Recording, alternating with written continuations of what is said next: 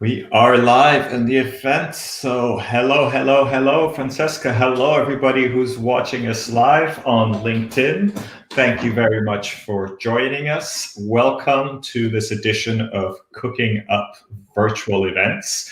Hello to Christian from sunny Cologne. Thank you, Christian, for being one of our most loyal viewers and guests. Thank you for watching. If you'd like to do a little bit like what Christian is doing, please let us know in the comments below the video where you're watching from. I think that is always great to know where people are and where they're watching from. Francesca, welcome. Thank you for joining me today. Where are you watching from? Well, welcome and thank you for inviting me. And I'm here. I'm watching you from Florence, city, very nice city with a sunny day. Perfect. And you're not just watching, you're participating. You are the main I'm guest participating. today. Perfect. Yeah. James from is watching house. from a house. Excellent. I'm from home as well, so perfect. James is watching from Helsinki, Finland. Welcome, James. We have Faiz Mimita from Paris. Faiz, welcome. Thank you for joining us. Buongiorno from Meek in Monte Carlo. Hello, Meek. Nice to see you. A common connection there. Thank you, everybody, for joining us this morning. Francesca, once again, thank you for joining me. I'd love you to introduce yourself for people who don't know you. Who are you and how did you get involved in this crazy world of virtual events? Okay, well, I'm Francesca Manzani. I'm the business manager and head of the Florence office of AIM Group International. We are a PCO, let's say an international PCO, an AMC and DMC company working all over Europe and the world. And I started this, fantastic and crazy, let's say, job in 2004 here in Florence. And from them on, I really loved this word. And so I did all my steps to carry on and grew within this crazy word. So it is nice being here today.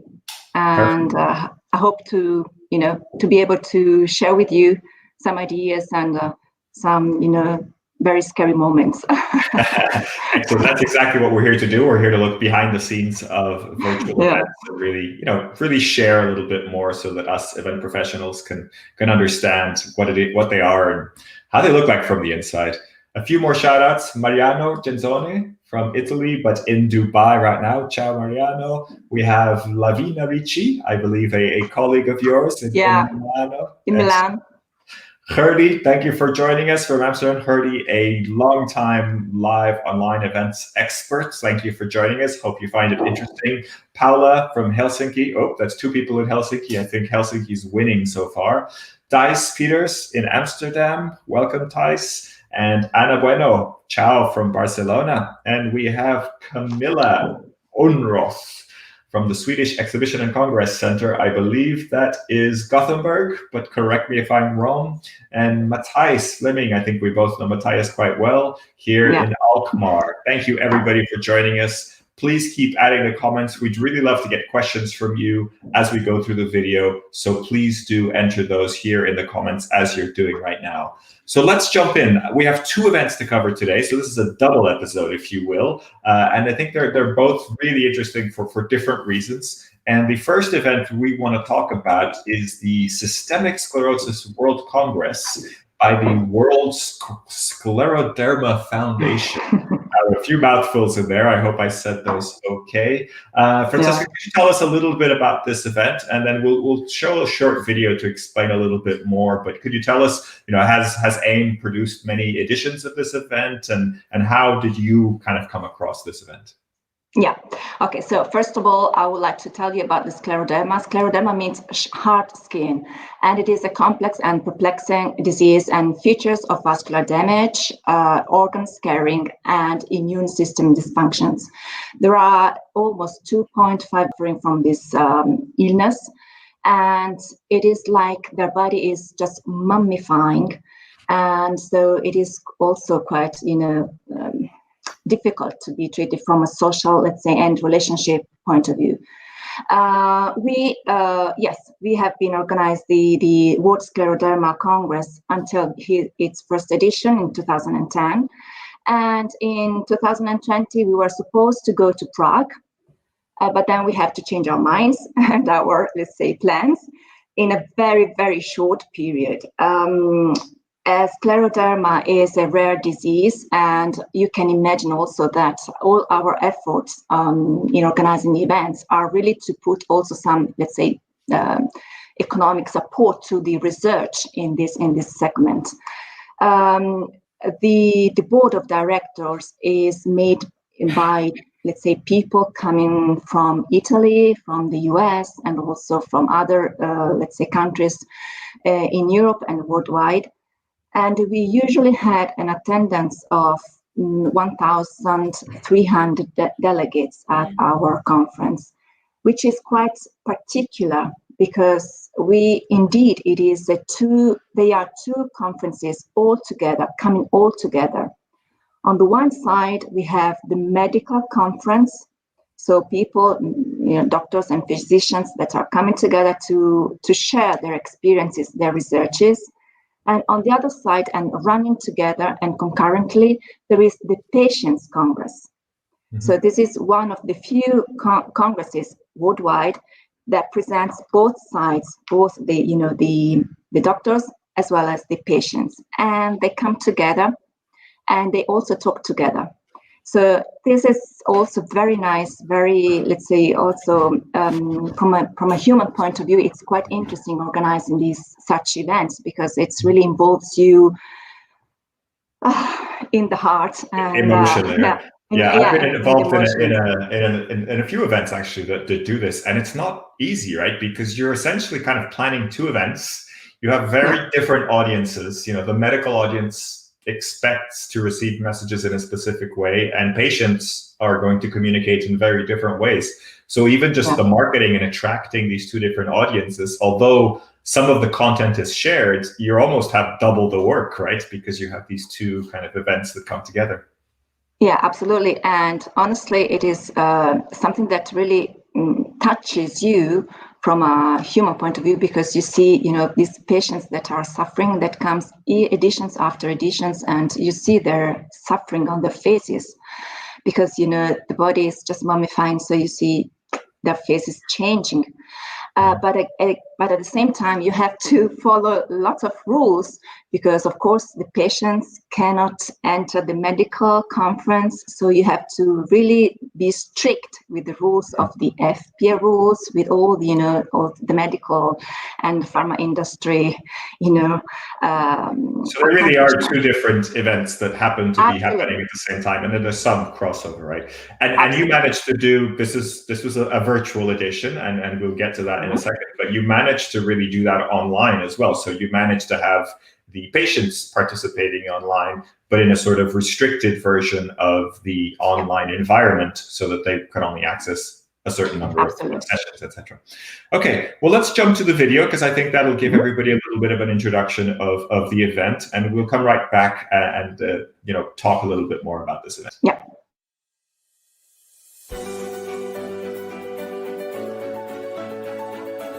Ladies and gentlemen, good morning or afternoon, everyone, depending on where you are in the world.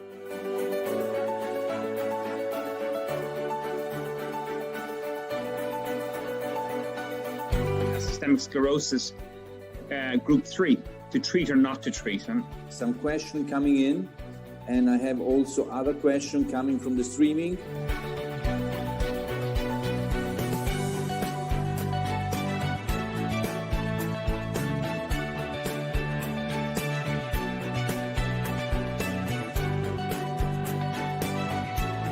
We may say that we have learned a lot from this experience, and very likely in the next Congress, we shall see another kind of Congress, and this will be open to even more participation all over the world.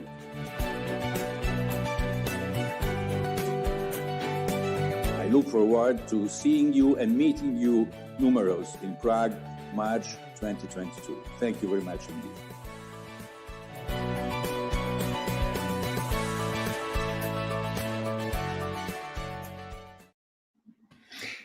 So that was the story of this year's edition, which was fully online. but it wasn't meant to be fully on, right? Like, and I think we ended the video talking about Prague, and that was the chosen destination for this year's event, right? Absolutely.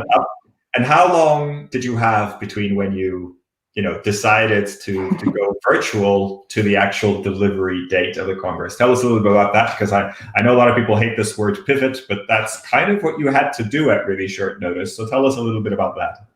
Yeah, so it was crazy. We just to mention you, we were supposed to be in Prague from the 5th to the 7th of March, and on the 28th of February, we decided to cancel the event and to postpone it to July.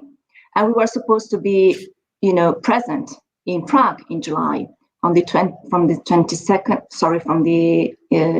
until the 14th of July.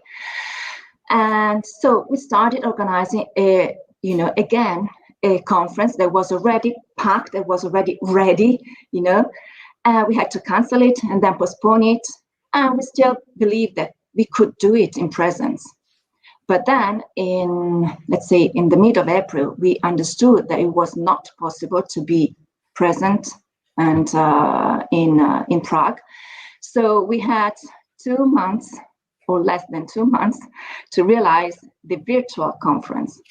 And we had to choose the right partner for the virtual, for the technical platform. We had to rethink everything. We have to review the entire program to see if the physicians and the speakers were available, to do their speeches during the conference. And I tell you that at the end of the day, we were able to be online on the 29th of June. Because we gave 10 days possibility to people to view, the sessions. We pre-recorded all the sessions. We put them online 10 days before the real live streaming, and so that people could see the different, sessions, and then from the 12th until the 14th of July, we had all the discussions of all the sessions. So that's really interesting. So you pre-recorded everything, or almost Absolutely, everything. yes. Right? So that, of course, is a long process, and we'll get into that. And then you allowed people to actually watch the pre-recordings, right? So you didn't kind of hold them back and only show them on the day. You let people watch them. And then did they watch them again live and comment while they were doing that? Yeah, so people could really watch them. And then during the 2 days conference, they had the opportunity to listen and participate and interact into the live discussion. And all the discussions, we had 27 discussion sessions, were all live. Okay.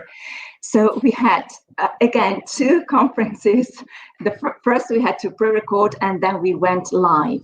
Yeah. And then it was really very hard job and work, and it was honestly a nightmare. And the challenges that we encountered were so many, and I can tell you now or later as you wish. No, I mean, this is fascinating. I think that because I've seen this question come up a lot, should we do live events or pre-record? And I find it really interesting that quite early on, at this point, not that many events were virtual, and you made this decision to pre-record, but not kind of only show those on the day, but allow people to consume the content and then give them a reason to be live, a reason to be there on the day. And I find that is really powerful, and I think that's a really interesting production decision. So I like that.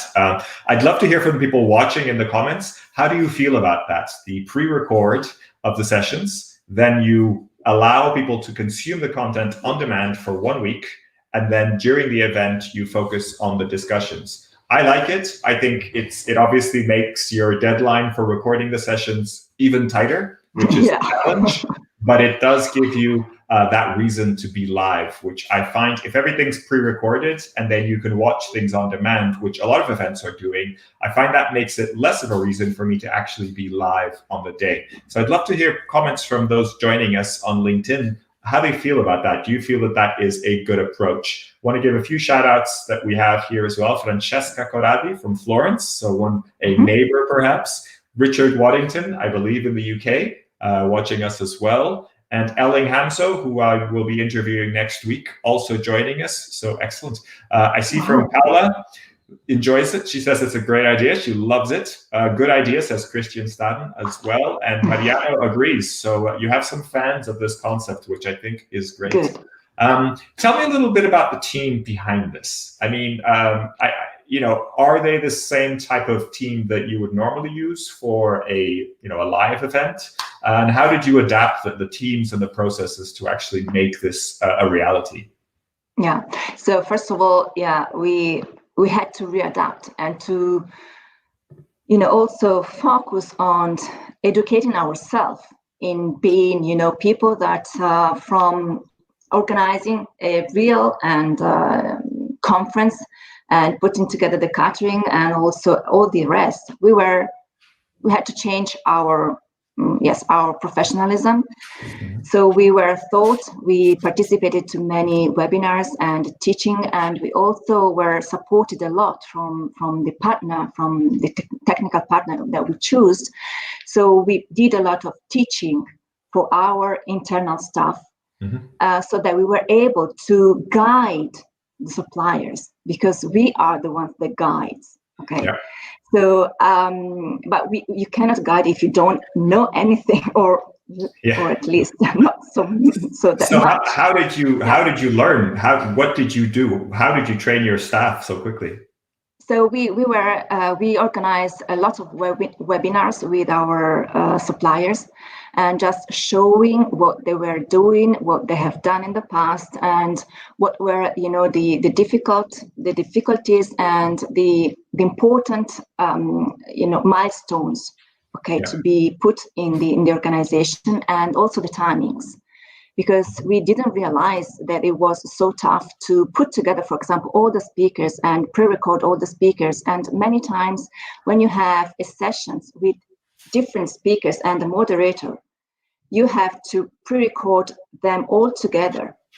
Okay, so we had to put together people and make different webinars. Each day's webinars, and put them all together. So there were strict timings to follow, and so our people went really crazy, honestly. And those who were following all the speakers and moderators did a great job. The amount of production into it is higher, I think, or at least a lot of the audiovisual side of things. And what about the academic side? The professors, the people, the science side. Did you also train them? Yeah. Now, we trained them, first of all, because this was a medical conference. This was not under CME, but we trained them for example, not to talk about, treatments, not to talk about pharmaceutical companies, not to talk about, things that we know that are quite sensitive. And we also had to teach them not to put into their presentations musics or images that were, let's say, free of anything copyright. that would infringe the copyright, right? You need to make sure of those things. Yeah. So we really had to teach them. We had to teach them how to stay in front of a monitor, what to wear, everything, honestly. But it was nice, and this was fun. And honestly, many of them were already accustomed to do live and webinars, but many of them didn't. And we encountered problems, for example, for when they were registering also for the patients conference, because in order to attract and to make their, let's say, presentations easier and let's say softer, they had put really some images or something that was not allowed So they had to redo everything. So they had to do also their job 2 times. I'm sure a lot of presentations have copy and paste Google Images, that kind of thing. You need to make sure that those aren't there. Quick question from Elling about the quality of the pre-recordings. How did you ensure the pre-recording, the quality that they looked good on camera, that they sounded good, backgrounds, etc.? Was there a protocol that you followed? How did you manage that? Yeah, so there was our technical supplier, and we made a selection of 3 different suppliers, and then we choose the one that was really following and guaranteeing us the quality, the service, and most of all the assistance, to participants as well as to delegates. So all the speakers were contacted by us, so by AIM staff, and we teach them, let's say, introduce them, everything. We decided with them their day of their pre-recording, and then there were the technicians. They had to talk perfect English, and they were in direct contact with each single speaker, and teaching them and also helping them with their monitors, with the audio, with the video, with everything. So also from the technical side, there was a great efforts and great challenges, and we were also ready to ship mic or headphones or mic or specific things to each different let's say speakers in case they did not have. So if they didn't have enough quality, then you would be able to provide them with that. Excellent. So I've seen a few questions come up about the interaction. I'd love to address those as well. How did that look like? How did you keep a high level of engagement? Did you measure it? And what did the sessions look like? You talked about these kind of engagement sessions. Were they kind of open-ended? Were they just watching the content and commenting on it? How did you manage those interactive discussions? Yeah, so first of all, we used an in-house platform. This means that we could create it around the conference, but of course we had very few time, so we didn't put any entertainment or any gaming into this pure medical conference. We didn't have time, and also the client didn't want it to. So we had to interact to make the portal nice, creating a sort of isometric perspective, let's say, portal and view, which was not a 3D. This was a simple 2D, a 2-dimensional, platform. And we created the interactions with the quality of the program. Everything we played around the quality, and this is a niche event. Scleroderma is really, people are gaining together. They are all researchers that are following this very hard disease. And so the quality of the scientific program has always been, and was this time again, and even more, the core of our Congress. And did you measure the success in any sense in terms of the engagement and the conversations? Yeah, I tell you that for the live event, and as I told you, we had to stop when it was already done. We had 1,000 delegates, real participants, plus all the speakers, plus all the sponsors again. For the live streaming, for the virtual Congress, we reached 1,600 delegates, pure delegates. So we increased the number of delegates that could reach and attend our conference, and it was very, very nice. A great achievement, and we also measured a lot of people that were watching the pre-recorded sessions, and then of course that were actively participating and interacting.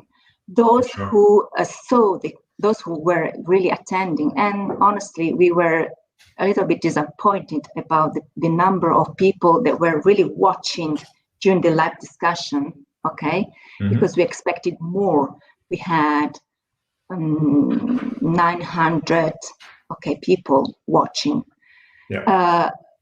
We expected more, okay, seeing the increase of the registered ones, but we saw that all of them, they were really interacting, they were really posing questions, a lot of questions, and the moderators had to really choose and filter all of them. That's great. It's a good problem to have, right? Yeah, that was. Excellent. Yeah. So we're running a little bit out of time, so I want to make sure we cover the other event as well. I wanted to add this comment from Sagar. Thank you, Sagar. Let us know where you're watching from, but he says that he did something similar at the Asian Melanoma Summit. Some sessions are pre-recorded for panel discussions and a Q&A round. So it sounds like this format is popular, and I believe it's allows you to discuss the science around it while having quite condensed presentations, which I think can be advantageous. Anna Rita earlier had a question about the management of the exhibitions and the virtual booths. And I remember in the video you mentioned a little bit about the exhibitors and the sponsors. Could you maybe cover that a little bit and talk about also the business plan or the business model of this event? So how did what was the business model and how did you, I guess, satisfy the exhibitors and sponsors? Okay, so we had not so many. We have not so many sponsors, not so many exhibitors usually. Okay, and this time we had to redo everything on a virtual mode, and so we asked sponsors if they were interested in participating to the virtual event as well, and they said yes. They maintained. We were able to let them maintain the same economic, let's say, impact on the event and support, but of course we have to guarantee them some value. Okay, and so we were able to realize a platform where there were booths and exhibitors could be there with their videos. So we put in place a system where videos could be done, where technical sheets could be presented with also one-to-one or one-to-many meetings could be done by the sponsors. And the difficult and the challenges was that the main challenge was that the sponsors were not ready to sponsor and to support a total virtual event because of their internal compliance, because they had no rules internally, because there were no contract, okay, no document that allowed them. So in this very short time, we had to change to have them change their internal organization and to be ready to sign a contract for a total virtual conference. So it was very tough, and we also have to let them understand and explain them what was behind it. And the value that we were able to maintain, the fact that they could really react and interact with each single participants also into a virtual mode. And we were also offering them the possibility to maintain these virtual meetings after the conference, during the 2 days Congress, but also after, not for a long period because it was too expensive, honestly, but they could also, let's say, organize single meetings with single doctors or whatever, or participants, after the conference. Fascinating. So, I mean, you kept all the sponsors, which is great. And I guess there's also an education component where you have to make sure to educate the sponsors as well, not just the speakers and the volunteers, etc. So one last question I'd love to maybe address is, what would you do different next time? What did you learn and would kind of change for a next edition if you were to do this event again? Yeah. Well, not so many things, because this was really done in a very short time, and we are really happy what we were able to produce. Maybe I would have changed the dates, because we were obliged to be in July because we announced the July, and we didn't want it to change again and again and again. But of course, there was the July dates were the period of, let's say, holidays for some, for example, for the Americans. And after, let's say, the close down of also of the Europeans, people in July, they were trying to go, let's say, having their summertime. Mm-hmm. And so, what we expected more, let's say, people, attending the real event. So maybe, yes, I would have changed the dates. And not the format, because that was the ones very, very simple, very, let's say, scientific and clean. Yes. And on the exhibitor side or sponsor side, would you change anything? I see a few questions about sponsors and exhibitors. Is that a model you think it works? No, they were quite very, very happy, and we are also thinking of, let's say, enlarging their visibility for the future, let's say, editions. So we encountered, honestly, I would say this was really a good result in a very, very tough period. Great to hear. So, maybe a related question that I think could be interesting for everybody also participating here.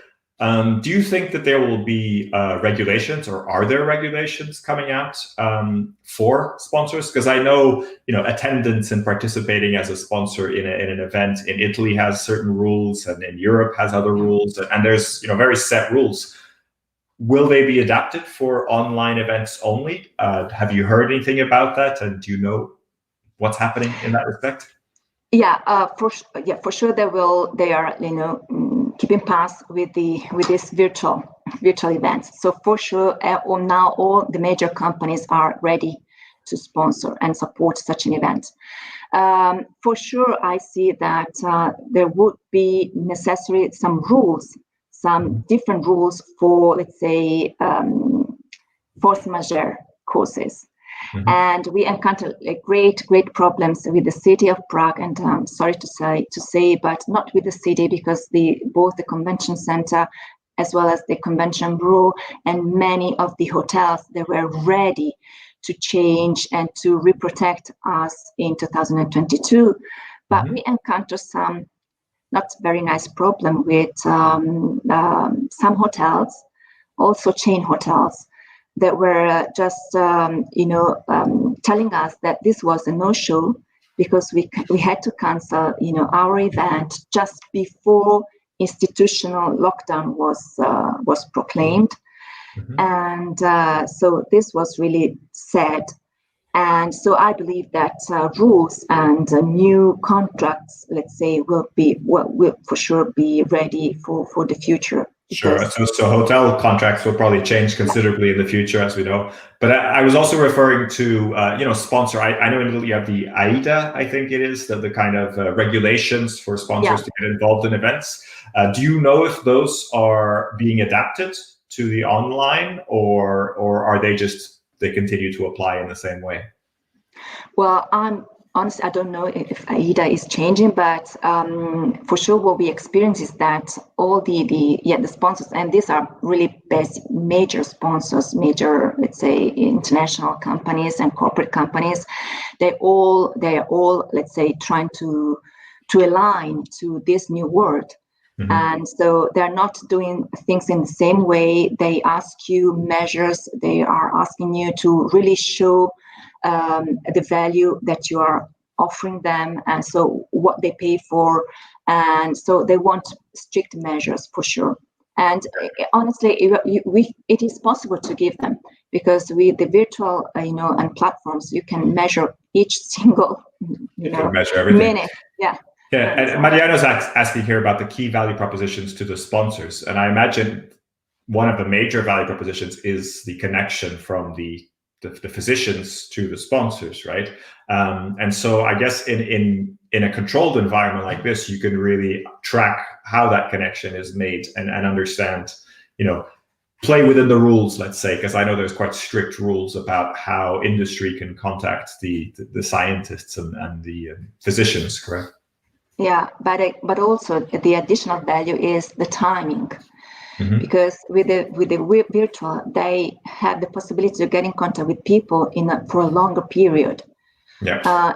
it's true, it's not being face-to-face, but you are offering a longer, let's say, visibility of for example, of their logos or of their contacts or of their technical sheets. So you are offering indeed something in addition. Value. Of course, the face-to-face is lacking, but yeah, well, we can't do anything about that. That's not really up to us. But of course, it's different. Virtual events are different. And I think it's interesting to explore the possibilities. Well, let's move on to the second event that we want to cover. And this is very different. Also a medical event. This one, a national congress. This is the 14th National Congress of the Italian Federation of Paediatricians. So children focused. Yeah. And I wanted to start with the video, and we're not going to have any sound on the video, but maybe you can explain to us what we're watching, because it's a very visual event. So I think it's worth seeing the visual side, and maybe you can explain what we're seeing and how it was put together. So give us a little bit of an introduction of this event, and I will do that now. Wow. So you see, this is a proper house. You can ring the bell. Okay, the video is just a tutorial for delegates of the 5th Pediatric Congress, useful to better understand how to surf into this house. And you see that the National Secretary for Scientific and Ethic Activities of the association, Dr. Mattia Doria, is just welcoming his fellow peers into the virtual, let's say, venue for the 2020 Congress. And the objective was to exploit the technology and include the scientific content in a more cozy and warm, let's say, environment. So we studied a proper house. There you go. Casa Fimp was born, and this was my idea, my crazy idea. I heard your son was involved as well, right? Yeah, yes, we were all, working from home, and with my child sitting behind me, just doing his homework. And I was just saying, okay, what shall we do? What have to do something different, and say, okay, we have to open our houses and just let people enter into our houses as we do in all webinars. So I said, okay, might not be a stupid idea. So let's see if it can work. And so I just asked my child to make a drawing of this house, how he wishes to have. And so he made a drawing, and we inspired, and I'll tell you, we got inspired by a cartoon. And we built this house. And I love it how the sponsors are kind of the paintings on the wall. I think that's super creative in this little detail. But you see here Dr. Doria is explaining that guests just need to ring the bell and enter the house, and from there they can access to all the rooms where activities and sessions were going to be taking place. And from the living room where he is, for example, which is the core of the house, delegates were able to access the plenary sessions on a daily basis. And the paintings on the wall would constantly showcase the logos of the partners and supporters and of the sponsors of the event. And while the open book on the table would be a direct and easy access to the event program. And there were, also some additional aspects that were repeated constantly. And here he is explaining the area, the gardens, because in this let's say house there is also a garden, which was the playground to meet the representatives of the sponsor companies, and a place to look through their documentations and brochures. So the garden was kind of the exhibit area, but way more fun than the exhibit area, right? You go in the garden to speak with all the partners. Yeah. In each room, you could attend different sessions, and where the theme was linked to the room. So, for example, here in the kitchen, people could hear about main topic of nutrition, with some focus on Mediterranean cuisine, vegetarian cuisine, or diabetes, or diseases related to nutrition in general. And then here there are in the bedroom where we were discussing about neurosciences or sleeping disorders. And here in the studio, they would host sessions about neurodevelopment or gastroenterology and good clinical practice. And you see there are some elements that are repeated in each room, and which were, let's say, that you could just click on it and go to, for example, visit the FIMP website or their other activities. Here we are in the garden, in the garden and in the swimming pool. Here you could listen about dermatology-related, sessions. So we were just thinking and putting into different boxes, into the different rooms, the different sessions that we usually were talking about during the conference. And for example, vaccines, all the vaccines were treated into the living room, which was the main and the core of the house, where also the president did his, let's say, opening session. So it was really nice. We had this info desk and info point with behind it all the AIM stuff, and here there was the FIMP desk where all the members, their FIMP members, could ask questions about the FIMP. So everything was just played around this house, and we were also honestly enjoying it.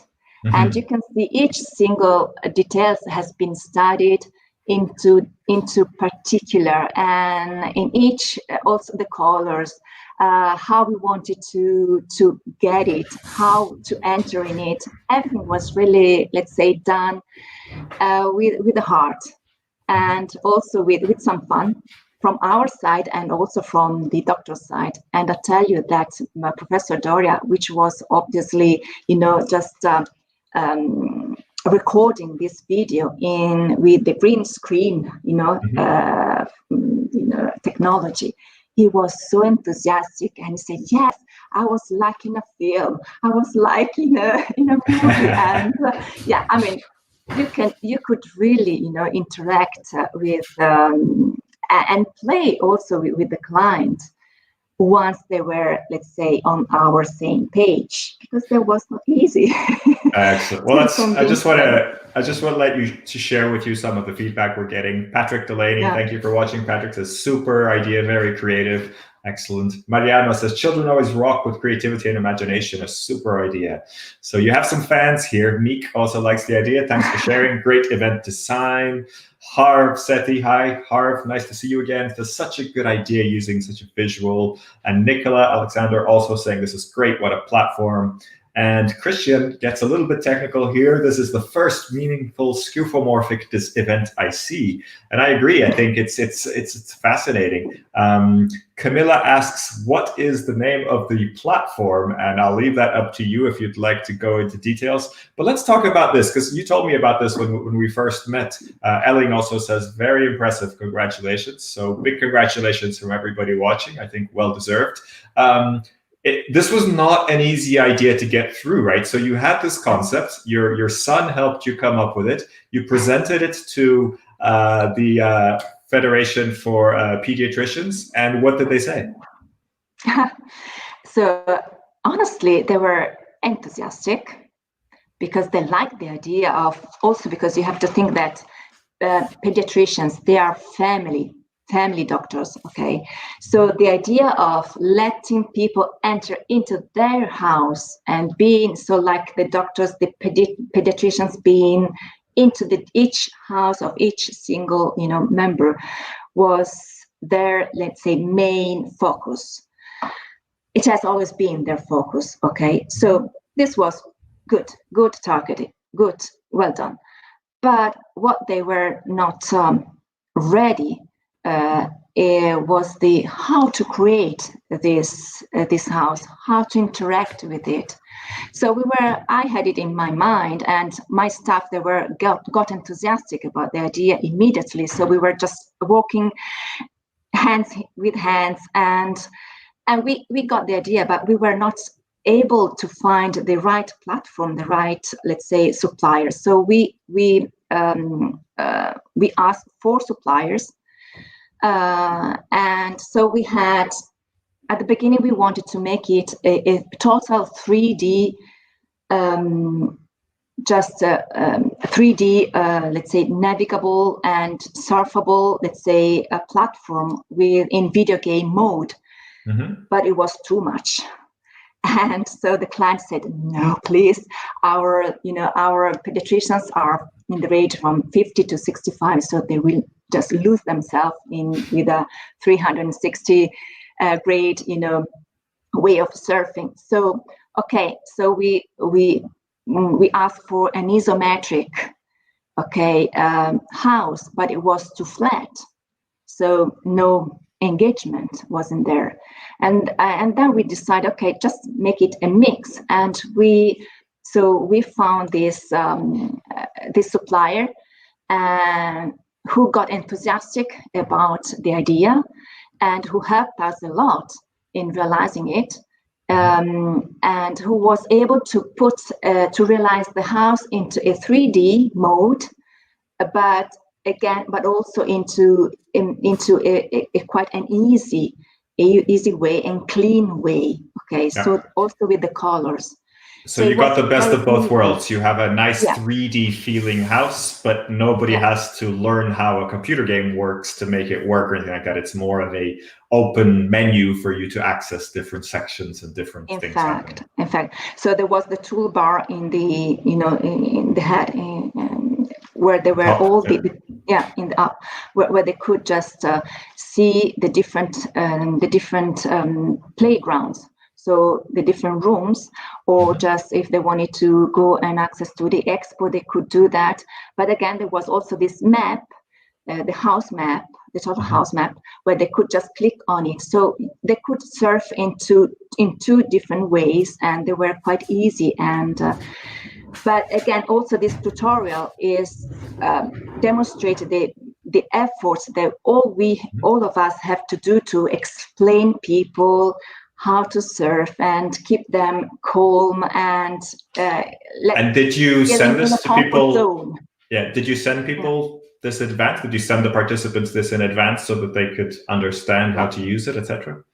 2 weeks before the conference starts, we issued this tutorial, and we had already done different advice and advertisement of the event with little inputs, but again, we felt that it was necessary to make a pure tutorial. Perfect, makes sense. Great question here from Katarina Vicen. I hope you don't mind addressing this. Can you share some data on how much the different areas were visited? For example, how many people went into the children's room for parallel sessions, etc.? Yeah, so the nice thing is that you can have all the different rooms numbers. So we know exactly how many visited the kitchen, how many. And I'll tell you that in total, we gave 1,000 accesses, okay? And out of this 1,000, 978 were used. Okay. So we are quite, let's say, happy with that. And on the Saturday morning, when there was the sessions about the vaccines, and we talked also about the COVID vaccines, what is expecting us, okay, and whatever, we had 872 people that was just listening to us. And during the different sessions in the days that we had sessions that were visited by 650 people, other from 450, other from 700. So you can really track everything. And we were surprised. We were honestly very much surprised, because only in one day, the first day, we had 3,000 clicks. Not single people, but 3,000 clicks, opening, not clicks, sorry, not clicks, but opening of the FIMP house, which means that 3,000 times this house was open only in the first day. Excellent. So the numbers are really supporting us a lot, and we are really happy with it. Was a great job. And how did they compare with previous editions? Do you have other numbers before that you worked on, and do you have more people now that it's virtual? How does that compare? Yeah. So in the live event, we had almost let's say 900 people, 900 participants, 850 participants. And when I tell you participants, I don't understand. I skipped, speakers or sponsors or sponsor staff or whatever. Yeah. And this time, of course, we had lower participation, lower, let's say, number of registered participants. There were almost 740. But again, this was a great success. Mm-hmm. And we honestly didn't expect it. And the other were all, let's say, speakers, moderators, and corporate staff, and also many, and I tell you, also many journalists. There were, And so you got some good journalist cover, some good press coverage also with this event and the different environment. And of course, this was not due to the house. This was due to the period, to the COVID, and to the fact that pediatricians are, but having a really nice looking house to show them is not a bad thing to have as well. Yeah, and I tell you that this tutorial video was also useful for me to show also to the institutions that we are still here, that we are still working, even though from house, even though making all the virtual events, and that we are willing to go back to the face-to-face events, but we are still here and we are just working. And this just was useful to show that we are still here, and so we are asking also institutions to pay attention to us, because many times, Perfect. And in terms of the partners, did you have good partner support? I mean, I think it looked really nice when you had their logos in the house. Did it work well for them, this design? Yeah, I mean, also the sponsor, they didn't expect it, did it? And so they were well surprised. We had to explain them a lot. Mm-hmm. Again, they were not ready, so we had to explain. And again, there was the difficulty that they could not step behind. In Italy, all the doctors are invited to attend. Mm-hmm. So the sponsors usually support their attendance, okay? Yeah. And so this time, sponsors could not even visit the pediatricians because their studios are almost closed or limited to really non-COVID. So also the contacts between the sponsors and the pediatricians was limited. So we had to explain them that through the house, through these events, they could reach them. And so, but it was really tough. And at the end of the day, they were really happy. And they're happy because we can give them all the measurements. Excellent. The data side of things, really important. Yeah. Yeah. And so if I was participating in the house and I clicked on one of those banners for one of the sponsors, what would happen? Like, where would I go? Would I go into a one-on-one meeting? How does that work? Yeah, again, we offer all the sponsors the possibility to have the logos. Some of them decided to also have the exhibition, their booth.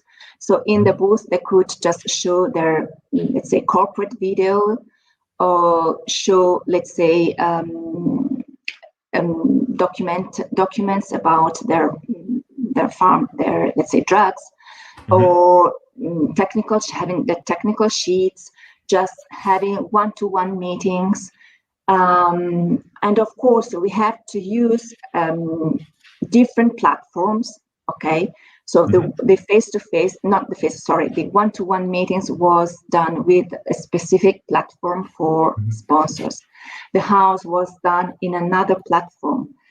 And So, but everything was done in-house, realized in-house, using, and only the sessions, only the streaming of the sessions was done with, let's say, a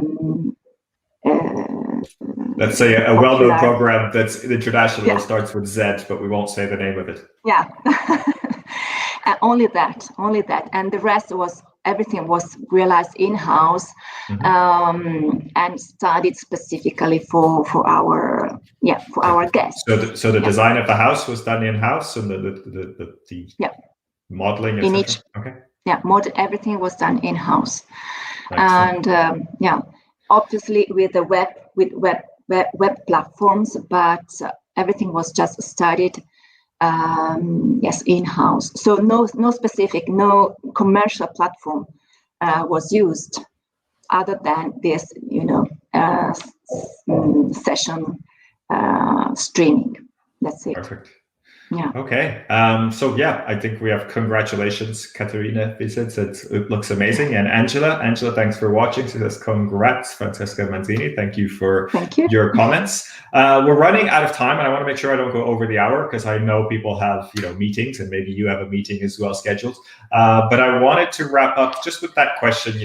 What would you do differently next time? What did you learn from this experience? And how would you improve on it for the 15th edition of the Congress?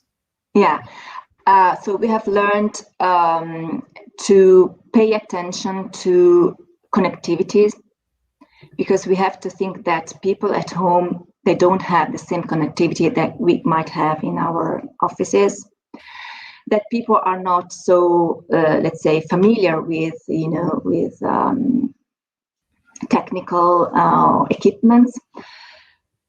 And but first of all, what I've learned is something that I'm quite embarrassed to tell you, but my question is, and what I repeating to myself, okay, I had this idea, and we in AIM had this great idea. We believe it is a great idea, but were we able to let people understand the value of the idea, not the value of the Congress, but the value of the idea? So that's what probably I'm thinking about, and what the message that I would like to share with all my with my colleagues and with my peers is just be ready to let people pay for the ideas, not only for the Congress that you deliver, but for the idea that we deliver. I think that's a debate on all types of agencies to do with events, right? That creativity. When it's a live event, it's a bit more, the delivery of it is a little bit more protected. But when it's virtual, anybody who sees this video can then go and design a house or something similar. So you want to try and protect that and get rewarded for that creativity, which is, I think, is a really fascinating point. Just a quick question from Francesca Corradi, who asks, did you keep the same registration fee as the live event? I think that's maybe something you could answer quickly. Yeah, no, we decreased the registration fees of 40%. Okay, but people still paid to attend, right? And in this case, was it the pediatricians that paid themselves, or were they still able to be sponsored by the partners? No, they were able to be sponsored. Some of them paid themselves, but the sponsors paid. Yeah. Excellent. Well, that's all we have time for. Francesca, thank you so much for joining us. It's been really fascinating learning about these two great examples. Congratulations. I think you're setting the bar high for many people who are producing virtual events. And I wanted to very quickly share the next event that I am doing, which is with Erling Hamzo. I know Erling is watching as well. And here we are, our little event that's happening. This is on November the 3rd at 2 p.m. Central European time. If you'd like to join us on my LinkedIn profile, you'll find the event, and I'll share it within this group as well. So I hope you can join us again. This is next Tuesday, November the 3rd. And I guess that is it. So everybody go to your 12 o'clock meetings or whatever time it is in your time zone. Thanks again. And this video is recorded. It's available on LinkedIn for you to watch on demand. And if you're watching on demand, thank you for watching. And it's also available on YouTube. And I'll put those links also on LinkedIn. So Thank you, Francesca. It's been a pleasure. Thank you. And Thank you. take care, everybody. Thank you for being with us, and thank you for your amazing comments and all the things that you bring to this live stream. All the best to you. Have a great day. Bye. Thank you.